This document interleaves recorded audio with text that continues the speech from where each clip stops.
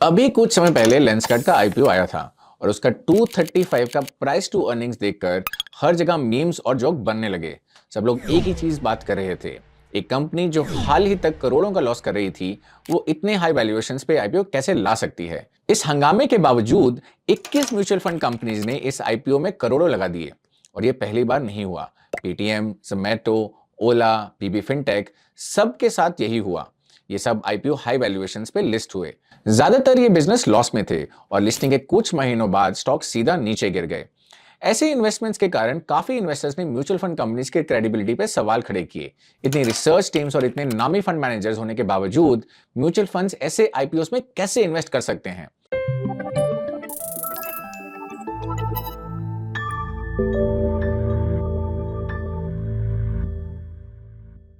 Hello and welcome to ET Money Hindi.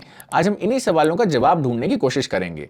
क्या mutual fund सच में हमारे पैसे के रिस्क में डाल रहे हैं, या ये कोई स्मार्ट मूव है जो शायद हमें नहीं पता। अब अगर आप भी म्यूचुअल फंड्स में इन्वेस्ट करते हैं तो ये इन्फॉर्मेशन आपके लिए बहुत काम आने वाली है, तो वीडियो को एंड तक जरूर देखें। पिछले 3-4 सालों से आईपीओ मार्केट फुल स्विंग में चल रही है। हर थोड़े दिन में एक कोई ना कोई न्यू एज कंपनी का आईपीओ आ रहा है। Lenskart, Urban Company, Zomato, Swiggy, Paytm, Ola जैसे आईपीओ हाल ही कुछ सालों में आए हैं। लेकिन इन सब आईपीओ में एक बात कॉमन थी। ज़्यादातर ये बिजनेसेस आईपीओ से पहले लॉसेज में थे और लिस्टिंग पर बहुत अग्रेसिव वैल्यूएशंस पर आए, और ये स्टॉक्स बाद में जाकर बुरी तरह गिरे। इन सब में जिसने सबसे ज्यादा इन्वेस्टर्स को नुकसान पहुंचाया वो था ओला इलेक्ट्रिक का आईपीओ।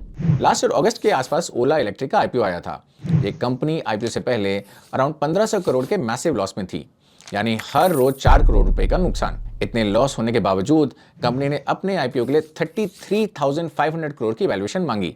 लेकिन लिस्टिंग के बाद कहानी और भी बिगड़ गई। स्टार्टिंग में स्टॉक ऊपर गया, लेकिन बाद में लगातार गिरता ही गया। ओला इलेक्ट्रिक आज अपने पीक लेवल से लगभग 70% नीचे ट्रेड कर रहा है। अब इस आईपीओ में 12 म्यूचुअल फंड कंपनीज ने पैसा लगाया था। तो जब कंपनी लॉस में थी, वैल्यूएशन सस्ते नहीं थे, तो फिर म्यूचुअल फंड्स पैसा क्यों लगा रहे थे? इसको समझने के लिए चलिए अगले सेक्शन में इस बात पर बात करते हैं। म्यूचुअल फंड्स आईपीओ के टाइम पार्टिसिपेट जरूर करते हैं, लेकिन जो एलोकेशन वो लेते हैं वो बहुत छोटा होता है। अक्सर ज्यादा केसेस में फंड्स इसे लॉन्ग टर्म होल्ड नहीं करते। प्रॉफिट का मौका मिले तो वो क्विकली एग्जिट भी कर देते हैं। चलिए इसके लिए कुछ क्विक एग्जांपल्स देखते हैं। जैसे अगर हम जोमैटो का आईपीओ का डेटा देखते हैं, तो जुलाई 2021 में जिन टॉप 10 फंड्स ने इसमें सबसे ज्यादा पैसा लगाया था, उनका बिहेवियर अगले 6 महीने में देखने लायक था। इन टॉप 10 में से 5 फंड्स ने जनवरी 2022 आते आते, यानी सिर्फ 6 महीने में, या तो अपनी पोजीशन ड्रास्टिकली कम कर दी या पूरी तरह एग्जिट कर लिया। और ये कहानी सिर्फ जोमैटो तक सीमित नहीं है। ओला इलेक्ट्रिक का डेटा भी इससे भी ज्यादा हैरान करने वाला है। अगस्त 2024 में टॉप 10 म्यूचुअल फंड्स ने इस आईपीओ में जोर शोर से पैसा लगाया था, लेकिन सिर्फ 6 महीने बाद फरवरी 2025 आते आते तस्वीर बिल्कुल बदल गई। इन टॉप 10 फंड्स में से 4 फंड्स ने तो कंपनी से पूरी तरह एग्जिट ले लिया, और जो बाकी फंड्स बचे थे उन्होंने भी आने वाले महीनों में 25 से 40% की होल्डिंग रिड्यूस कर दी। अगर आप अभी का रिसेंट लेंसकार्ट का आईपीओ भी देखेंगे तो आपको सिमिलरली ऐसा ही कुछ पैटर्न देखने को मिलेगा। यहाँ भी फंड्स ने अपनी एलोकेशन का बहुत ज्यादा पैसा इस आईपीओ में नहीं डाला है। ओके, अब इसके बाद शायद आपके मन में एक सवाल उठेगा, ये फंड्स अगर इतना छोटा अमाउंट आईपीओ में लगा रहे हैं तो क्या इसका असर मेरे इन्वेस्टमेंट पर आएगा कि नहीं? तो चलिए इसके लिए हम लेंसकार्ट का ही एग्जांपल लेते हैं।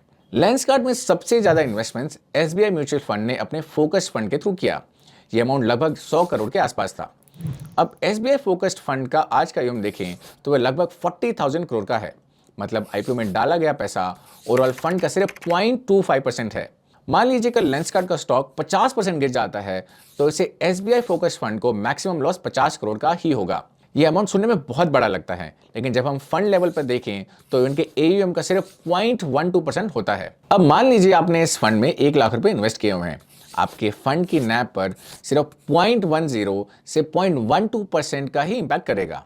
यानी अगर आपके फंड की एनएवी 100 रुपए है तो वो अब 99.88% पर हो जाएगी। मतलब आपको सिर्फ 100 से 120 रुपए के करीब का लॉस होगा, जो कि कॉफी की कीमत जितना है। अब हम वीडियो के अगले पार्ट पर चलते हैं और समझते हैं फंड्स आखिर ऐसे आईपीओ में पैसा लगाते क्यों हैं। अब इन्वेस्टमेंट करने के रीजंस बहुत सारे हो सकते हैं, लेकिन हम यहाँ 2 मेजर रीजंस कवर करेंगे। सबसे पहला रीजन कन्विक्शन और रिलेटिव वैल्यूएशन।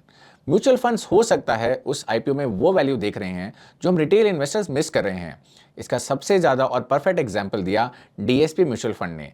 जब लेंसकार्ट के आईपीओ पर सवाल उठे तो डीएसपी ने सोशल मीडिया पर आकर अपने इन्वेस्टमेंट के रीजन शेयर किए। उन्होंने कहा कि वो किसी भी कंपनी में 4 चीजें देखते हैं। पहला, स्ट्रॉन्ग बिजनेस। दूसरा, trustworthy promoters. Third, solid execution.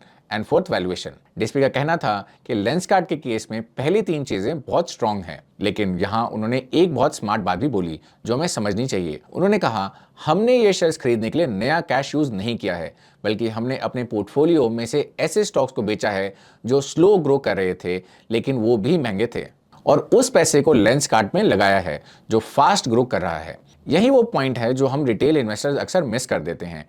हो सकता है फंड मैनेजर्स को इन न्यू एज बिजनेसेस में कुछ अपॉर्चुनिटीज दिख रही हैं जो महंगी वैल्यूएशंस को जस्टिफाई करें। तो अगर आपके फंड का ट्रैक रिकॉर्ड सही है तो अपने फंड मैनेजर पे भरोसा रखिए।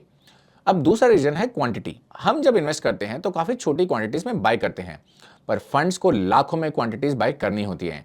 आईपीओ के टाइम म्यूचुअल फंड्स को कंफर्म्ड क्वालिटी मिल जाती है, और अगर वो बाद में खरीदते हैं तो शायद महंगे मिले। इसलिए अगर आपका फंड किसी एक्सपेंसिव आईपीओ में पैसा लगाए तो पैनिक मत कीजिए। आपके फोकस्ड एक आईपीओ पर नहीं, बल्कि फंड की कंसिस्टेंसी, डाउनसाइड प्रोटेक्शन और ओवरऑल पोर्टफोलियो पर होनी चाहिए। चलिए अब हम वीडियो के फाइनल पार्ट पर आते हैं।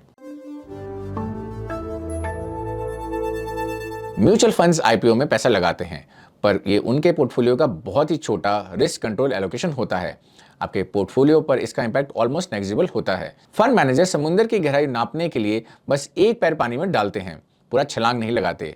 उनका 98-99% पैसा अभी भी एस्टैब्लिश्ड और स्टॉक कंपनीज में लगा होता है। उम्मीद है आज का एनालिसिस आपको हेल्पफुल लगा होगा और आपके इन्वेस्टमेंट्स के नजरिए को थोड़ा क्लियर किया होगा।